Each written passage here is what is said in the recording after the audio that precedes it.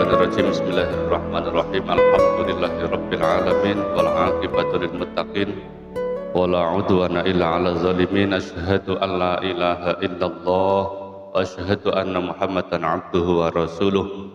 Allahumma shalli wa sallim wa barik ala sayyidina wa maulana Muhammadin sallallahu alaihi wasallam wa ala alihi wa ashabihi wasallim ajmain. Amma ba'd. Bapak Ibu hadirin rahimakumullah. Pengajian pada pagi hari ini mengambil tema pahala bacaan Al-Quran dan amal kebaikan kepada mayit. Pada tema ini kita akan membahas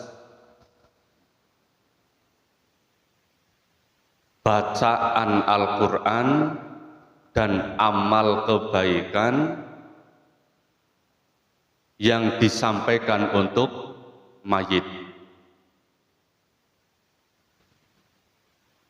Kalau tema ini berarti yang pertama kita akan membahas dasar hukum.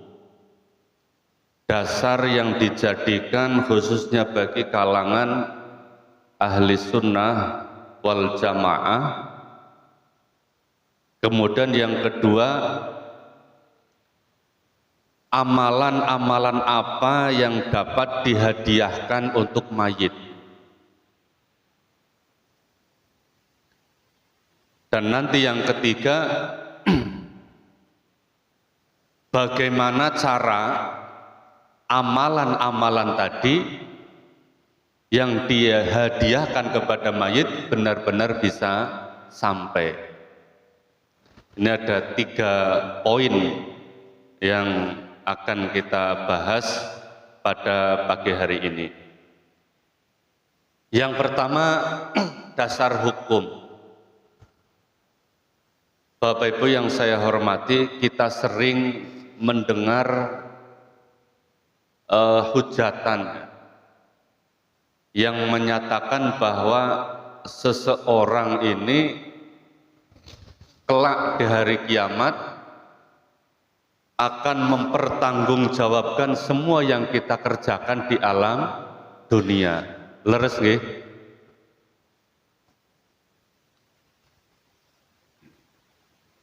Dan seseorang yang berbuat dosa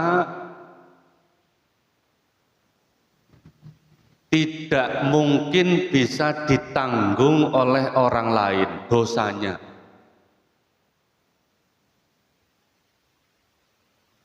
Sehingga dari dalil ini, Al-Quran ini, surat Al-Fatir ada, surat An-Najm ada,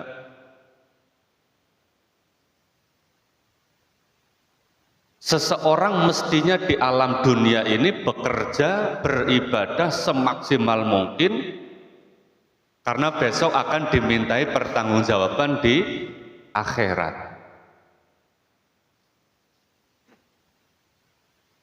Berapapun amal yang kita bawa ketika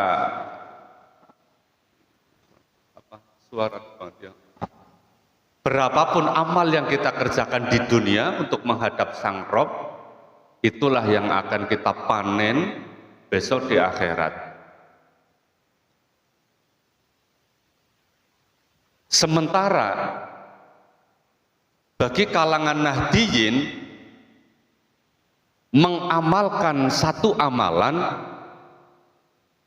di mana amalan tersebut dijadikan sebagai dasar untuk atau diyakini bahwa si mayit di alam kubur bisa mendapatkan manfaat, bisa mendapatkan kebahagiaan lantaran doa-doa kita yang ada di dunia, doa-doa kita yang masih hidup.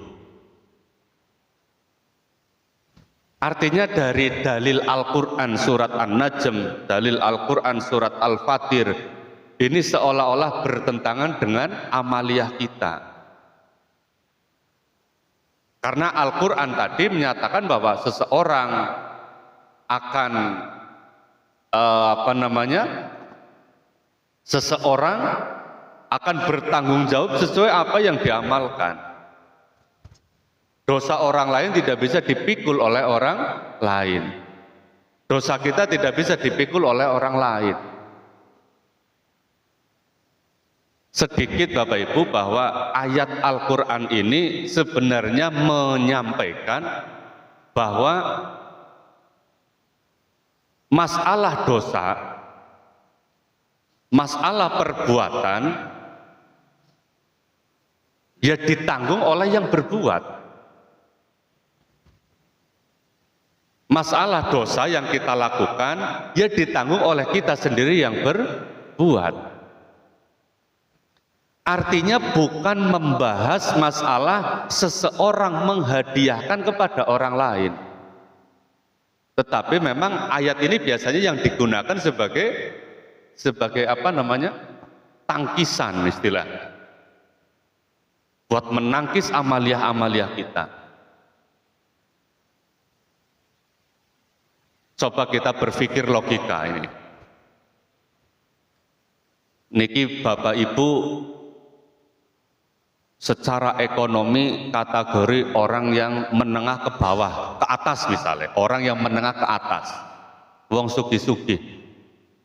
Seandainya bapak-bapak menengah ke atas dalam segi ekonomi, kemudian ibu-ibu ngasih sesuatu, boleh napa mboten? Bisa diterima teng jenengan? Loh, jenengan sugih kok nampa sesuatu, boleh napa mboten? Ya niki sama lah.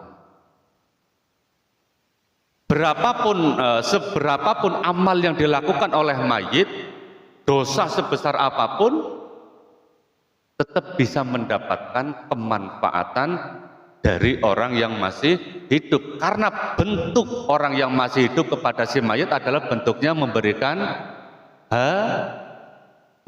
hadiah, bukan untuk menghapus dosanya. Dosanya tetap. Kita sering di televisi, di TV, bahkan di sekitar kita ada orang yang melakukan pelanggaran hukum sehingga masuk penjara. Sering nggih? Misalnya pelanggarannya pencurian, perampokan. Kemudian si pencuri niki dihukum 1 tahun misalnya. Setelah 1 tahun keluar dari penjara, orang ini tetap masih mempunyai catatan di kepolisian. Catatan apa niku? Artinya perbuatannya tetap masih ada dampak. Tetapi karena sudah dihukum selama 1 tahun, terus kemudian bebas. Artinya sama Bapak Ibu, bahwa amal kita nanti yang dipertanggungjawabkan di hadapan Allah Subhanahu wa Ta'ala, misalnya dosa yang pernah kita lakukan, tetap akan mendapatkan balasan sesuai dosanya, tetapi ada kemanfaatan yang dilakukan oleh kita yang masih hidup kepada ahli kubur. Paham nggih? Ini ayat ini menerangkan itu. Kemudian Bapak Ibu yang saya hormati, ada amalan yang bisa kita hadiahkan, sekalipun mayit ini banyak dosanya, tetapi bisa kita hadiahi sesuatu, dapat kita hadiahi amalan, sehingga mayit benar-benar bisa mendapatkan kemanfaatan. Apa? 1. Bacaan Al-Quran.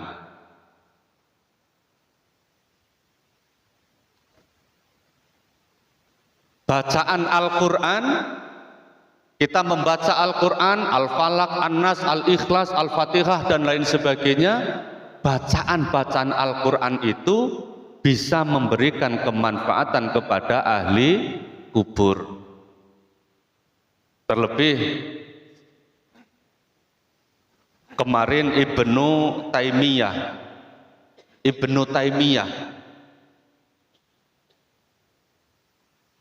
beliau berpendapat bahwa mayit bisa mendapatkan kemanfaatan dari bacaan Al-Quran. Ibnu Taimiyah.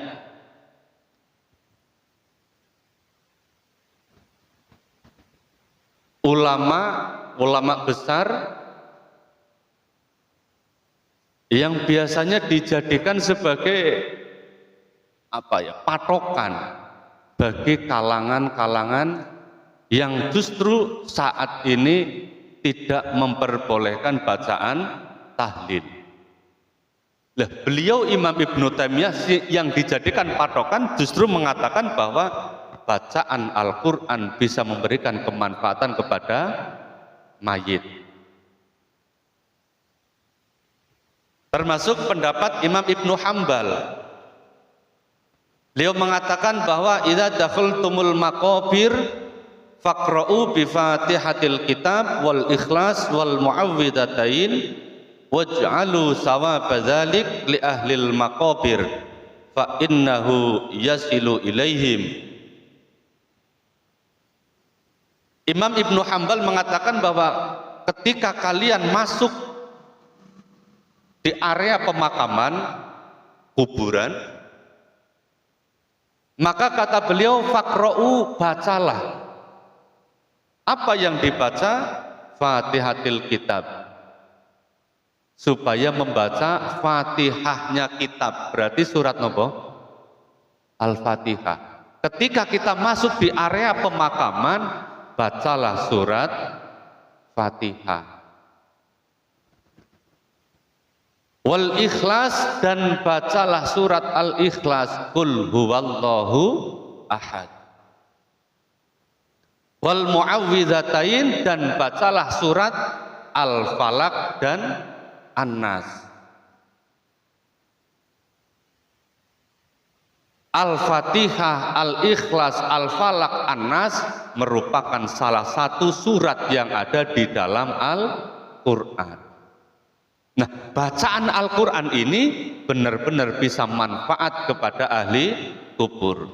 Tetapi waj'alu sawaba dzalik, jadikanlah pahala tadi, pahala bacaan Al-Quran tadi berupa Al-Fatihah, Al-Ikhlas, Al-Falaq, An-Nas li ahlil maqabir, diperuntukkan untuk ahli kubur. Kata Imam Ahmad bin Hambal, fa innahu yasilu ilaihim, pahala tadi sampai kepada ahli kubur. Bapak Ibu yang saya hormati, amalan yang pertama. Apa amalan yang pertama? Bacaan Al-Quran. Kemudian amalan yang kedua yang bisa memberikan kemanfaatan kepada ahli kubur adalah sholat sunnah ansil qabri. Sholat sunnah ansil qabri yang akan disampaikan oleh beliau Simbah Kiai Haji Said Abdul Mukti.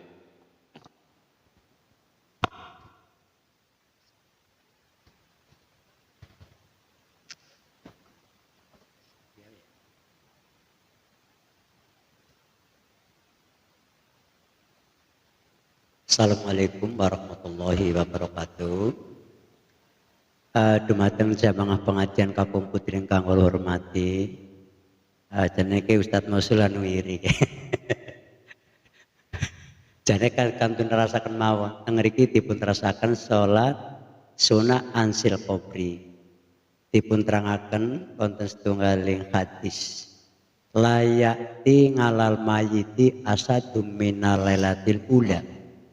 Farhamu bisodakoti mayamutu famalam yajid fal yusolli rokateni yakru fiha fi kulli rokatin minuma fatihatal. Ibu bapak jamaah pangaosan Kampung Putri kang kula hormati, wonten ing mriki dipun terangaken wau sampun dipun aturaken saking pendapatipun Imam Ahmad Ibnu Hambal bahwa kita supat ketika masuk ke arena kubur niku supados maos. Lajeng teng ngriki dipunteaken malih layati ora teko ngalal mayiti ingate semayit opo asadun roih banget min lailatul ula saking malam yang pertama di dalam alam kubur. Nah, niki bicara tentang alam kubur niku benten kali alam dunia. Berarti alam kubur niku ingkang kangge modal niku sing manfaat, ilmu sing manfaat, dzikir sing manfaat. Benten kali teng alam dunia niku ilmu sing mupangan. Nggih, sing nang dunia sing mupangan, tapi nang akhirat manfaat. Lah niki lah bacaan-bacaan niki sedaya wau niku wonten manfaatipun. Farhamu bisadaqati. Padha welasa sira kabeh bisa deklar sedekah man ing wong yamu tukang mati saka wong. Lah teng mrikila saking napa kita pun saking jaman Nahdlatul Ulama memperhatikan bahasa farhamu bisadaqati man ing wong yamu tukang mati saka wong supados kita meringankan beban wonten piyantun ingkang wonten alam kubur. Ibu bapak ingkang kula hormati, wonten setunggaling hadis ingkang ngendikaken niki babagan alam kubur. Ketika mayit mawon niku badhe pun selehaken dateng liang lahat, kubur mawon sampun matur dateng piyantun ingkang badhe pun sukdel betaken dateng liang lahat. Mung mawon ingkang midhengetaken niku sedaya makhluk kejawi menungsa kali jin. Ketika mayit badhe pun liang dipun leken liang lahat niku liang lahat niku matur faya Abdallah ana baitu zulmah niku liang lahat ketika mayit badhe pun lebetaken alam kubur niki sing ndekaken wonten kitab Komituyan monggo dipun kaos kaji niku insyaallah. Nah terus wontenipun alam niku benten-benten nek alam kubur urusane niku sing ilmu-ilmu sing manfaat, ning alam dunya ilmu-ilmu sing dipangan. Terus ngoten. Dadi niki babagan sing manfaat. Irhamu bisadaqah. Kan supane ngatah-ngatahaken sedekah sing krana kangge membantu keringanan dhateng mayit niku wau. Nah, wau sampun naturaken niku ana baitul zulmah. Aku iki umaing peteng. Berarti pertanyaane liang lahat maring cimayit niku sing badhe puntaken sampean pun gawa obor napa dereng pun gawa plentong apa baterai apa cotot niku gawa padang-padang apa urung. Lah padang-padange kubur niku senes obore wong dunya, padang-padange kubur senes patroma. Ngilmu iku dadi obor lan panutan, ngilmu iku dadi obor lan panutan ing dunya sehingga alam kelanggengan, ing dunya sehingga alam kelanggengan sholih iman sholli wa salim da iman al-ahmad wal ali wal ashabi mang wal ali wal ashabi mang qad wahada. Ibu bapak jamaah pengawasan kang putri rahimakumullah niku babagan ilmu sing kangge sangu untuk akhirat niku ilmu sing manfaat. Insyaallah ketika kita anggenipun kada ilmu dipun paring Allah dipun manfaataken insyaallah manfaat dhateng pribadi kita masing-masing. Allahumma amin. Terutama sing badhe kangge teng pepadang wonten akhirat niku nggih pertama niku babagan salat. Lah lajeng salat niku wau syaratnya kudu suci saking najis sukang sedas loro. Lah nik ngapunten sakinten kula njenengan sami ngapunten nggih kula nik sak njenengan sami niku saged njagi wonten sifat kesucian. Kan wonten hadis ingkang dikatakan inna aksara ummata fil jahannama minah rosas akeh-akehe wong nang lebu maring nusuk maring neraka iku bukan karena dosa tapi karena rosas ciprat-cipratane uyuh. Lah niku nggih dados saking ati-atine piyantun sesepuh para ulama niku wonten sing jalanaken salat kifaratul baul. Kayaknya nembe krungu nggih. Salat kifaratul baul, salat sing kanggo nyuwun ngapura mbok ana cipret-cipretane uyuh. Nggih, Ibu Bapak yang kula hormati. Niki, farhamu bisa takoh mayem. Faman lam yajid, mongko upamane mboten saged manggi wonten kangge sedekah, fal yusolli rakaateni supados dalanaken salat rong rakaat. Niku ingkang dipun wastani salat ansil kubri. Etika dalam sholat niku fikuli rokatin minhuma fatihatul kitab. Ketika sampun niat, sampun takbiratul ihram, lajeng maos syarat surat Al-Fatihah. Bar Fatihah, lajeng maca ayat kursi marotan saambalan wa alhaqu mutakatsur lan surat alhaqu mutakasur wa qul huwallahu ahad lan lafal Allah. Surat qul huwallahu ahad ahadu ngasaro marotin ing 10 ambalan wa yaqulu lan ngucap sapa wong sing salat ba'da salami salam. Nah, ketika sampun dipun jalanaken salat ansil kubri niku supados dipun istilah dipun hadiahaken utawa dipun tujuaken Allahumma ini sholatu hadi sholata wa ta'lamu ma uridu Allahumma ngas sawabak ila kubri fulan ibni fulan. Iki usahane tiang ingkang tasih sugeng masrah nyerahaken salat menika kangge ngifarati dateng mayit niku wau. Lan mugi-mugi ganjarane salat niku wau dipun sampekaken dumateng fulan ingkang wonten alam liang lahat kala wau.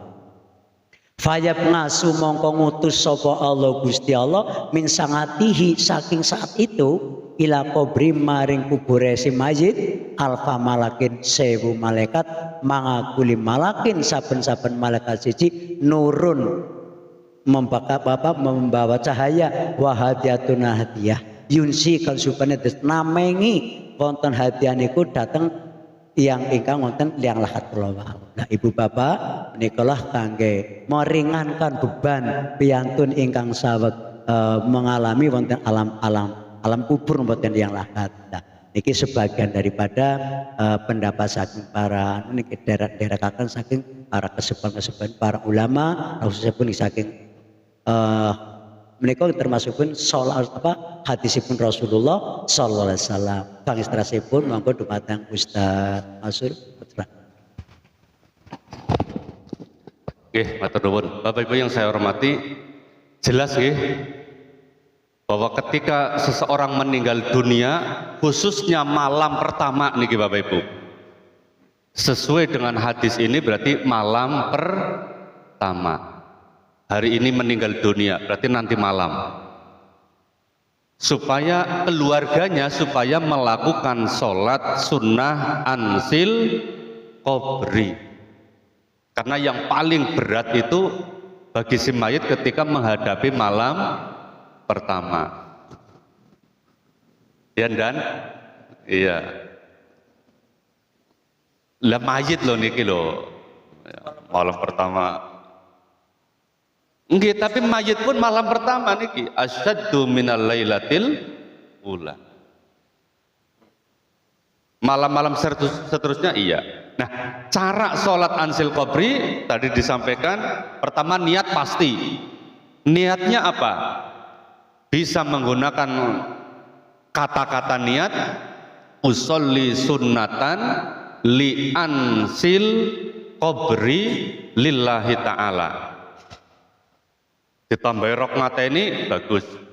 Mustaqbilal kiblati kenging. Makmum niki sholat sunnah mutlak yang tidak disunnahkan berjamaah.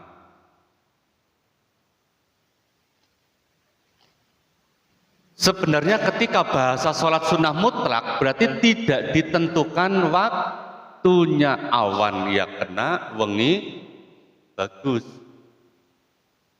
Oh niki. Atau usolli sunnatan hadiatan li fulan bin fulan dan seterusnya. Saya sholat dihadiahkan untuk fulan sinten namine dan fulan. Maka sholat ansil qabri sama halnya dengan sholat sunnah hadiah. Ngoten nggih? Kemudian tata caranya Fatihah 1 kali, ayat kursi 1 kali setelah Fatihah.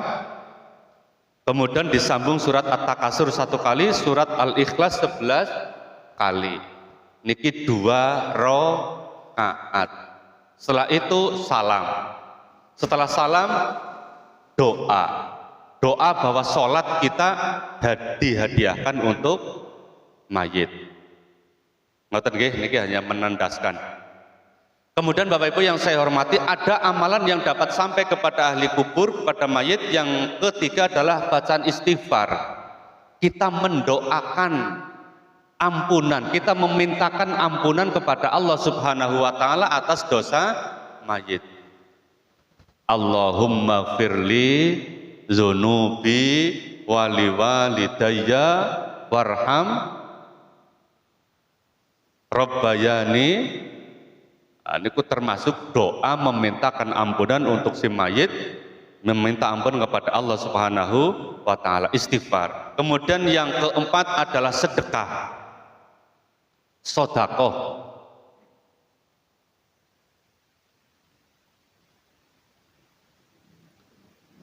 Dari Anas bin Malik bahwa Rasulullah SAW pernah bersabda, beliau Rasulullah ditanya oleh sahabat, ya Rasulullah, inna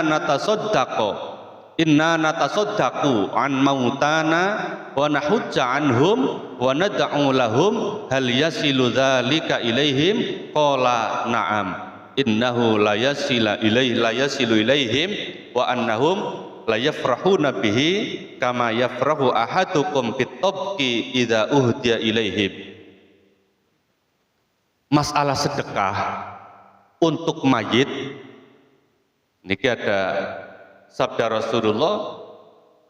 Kala itu Rasulullah ditanya oleh sahabat, ya Rasul, saya bersedekah untuk ahli kubur. Saya menghajikan orang yang sudah meninggal, namanya haji apa? Haji badal. Saya menghajikan orang tua mbah saya yang sudah meninggal. Wa nad'u lahum, dan saya berdoa untuk mereka.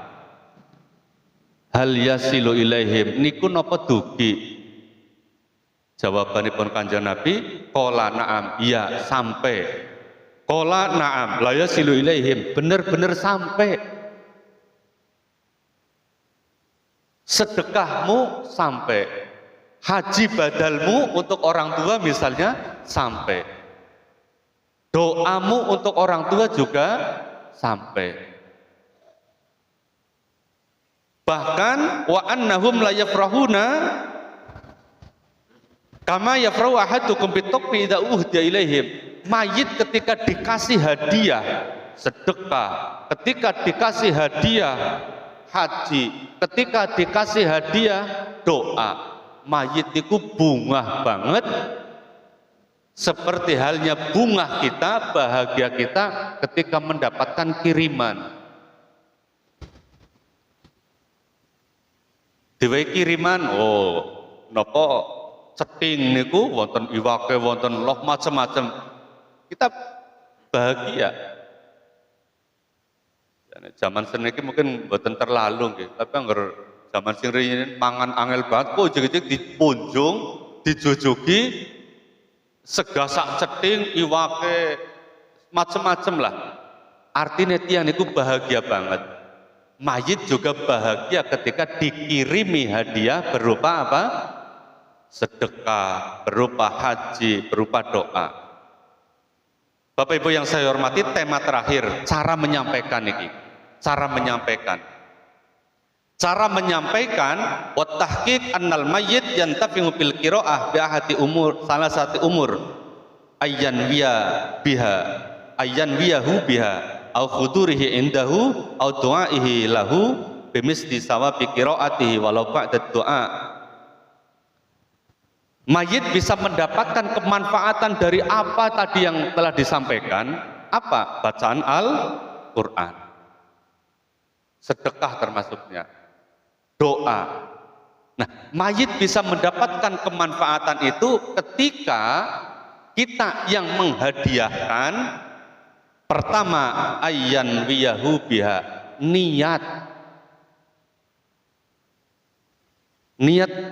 keberapa? Ya niat bahwa bacaan Al-Quran ini untuk si mayit. Yang kedua, au hudurihi indahu, kita bisa hadir di hadapan mayit, berarti nopo? Ziarah.